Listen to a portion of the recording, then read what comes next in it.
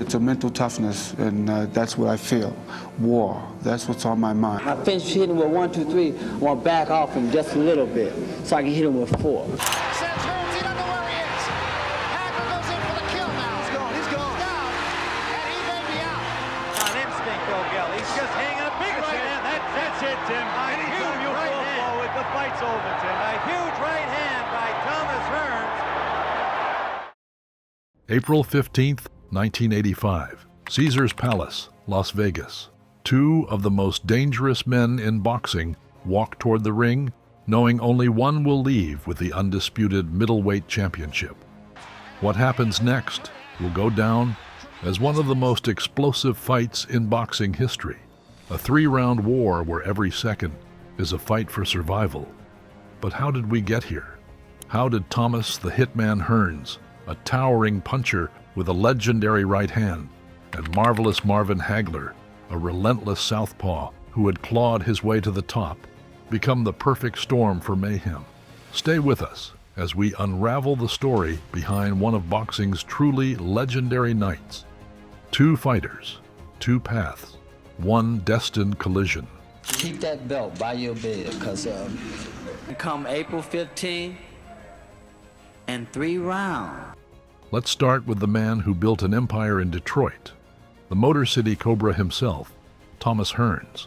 Tommy Hearns started out in first fight, knockout, second fight, knockout, third fight, knockout. I mean, I'm talking about these knockouts in the first, second, third round. I have never seen a welterweight hit as hard as this kid. Nobody. With his size, he's going to get to anybody, any of these welterweights. That's for real. Nobody is going to beat this kid. Under the guidance of the legendary Emanuel Steward at the famed Kronk Gym, Hearns became a superstar. After bulldozing his way through the welterweight ranks, he met Sugar Ray Leonard in a classic 1981 showdown. Hearns was ahead on the scorecards, until he wasn't. It's over, and Ray Leonard is the undisputed welterweight champion of the world against a very game Thomas Hearns. A late rally from Leonard handed him his first professional defeat. But the great ones don't fold, they rebuild. When Thomas lost to Ray Leonard, we went back and there was a lot of rethinking. So Emanuel made the immediate decision to start to move him up. And so he started the campaign in the 154-pound weight class. And the thought was, okay, we're just going to go on and we're going to reestablish the image. And rebuild he did. Hearns moved up in weight and terrorized the junior middleweight division, capturing titles, delivering brutal knockouts, and showing the world that his power carried into higher divisions. Now at middleweight, he had his eyes set on a man who was dominating the division, Marvin Hagler. Hagler's road was different. Born and raised in Brockton, Massachusetts, he wasn't gifted opportunities. He fought for them, literally. He spent years toiling in small venues, ignored by the big promoters. It took him 7 years and 50 fights to get his first title shot. And when he finally won the middleweight crown in 1980, he made sure no one could take it away. I really felt as though I never got the respect which I deserve in the beginning part of my career. And I just remember when Joe Frazier had said, you know, you got 3 strikes against you, 1 you're southpaw, 2 you're good, and 3 you're black. Hagler had established himself as the preeminent force at middleweight, defending his title 10 times with ruthless efficiency. Since winning the belt in 1980, he had dismantled contenders and former champions alike and was building his star by winning and winning big. I got here the hard way, and I'm planning on staying here. I'm leaving it up to my manager and trainer to figure out who's next, and I'm planning on being here for a long time. But Hearns was a different type of threat, and there was another factor lingering in the minds of fans in the boxing world: Roberto Duran. Both Hagler and Hearns had faced the legendary Panamanian in recent bouts, and their results couldn't have been more different. Hagler had been tested in a hard-fought 15-round decision, proving his durability and championship mettle. Hearns, on the other hand, had obliterated Duran in 2 rounds, handing him the first knockout loss of his career. If there's a sweet spot in boxing, it was that night where Hearns' fist met the point of Roberto Duran's chin. That destruction of Duran sent shockwaves through the sport, but the real question remained: Could anyone stand up to the raw power of Thomas Hearns? Keep that belt by your bed, because it'll be the last time you see it. The lead-up was electric. Hearns was confident, almost dismissive of Hagler's ability to handle his power.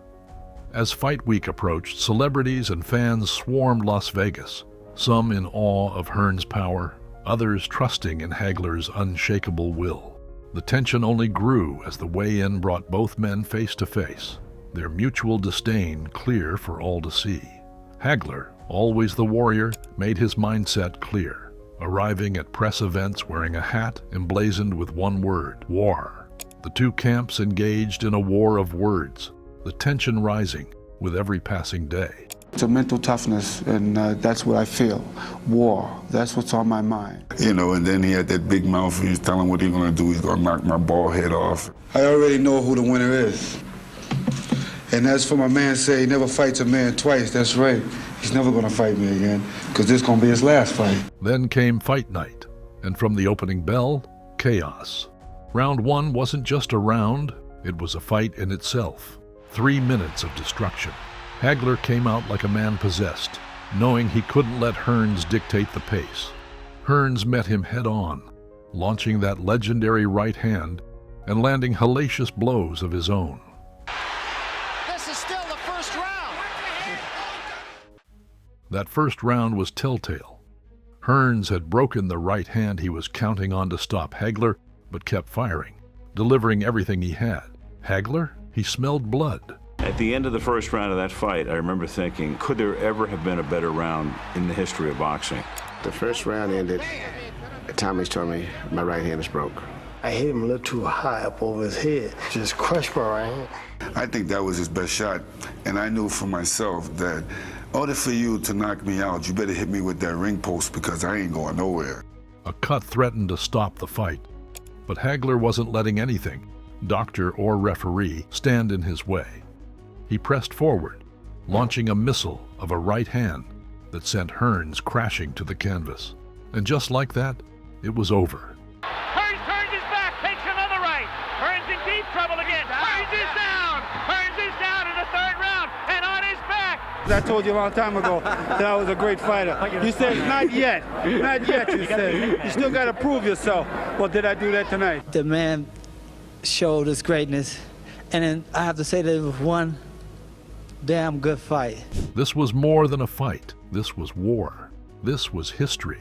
Hagler cemented his status as an all-time great that night, and though he passed away in 2021, his legacy lives on. And no moment defines him more than those unforgettable 8 minutes against Thomas Hearns.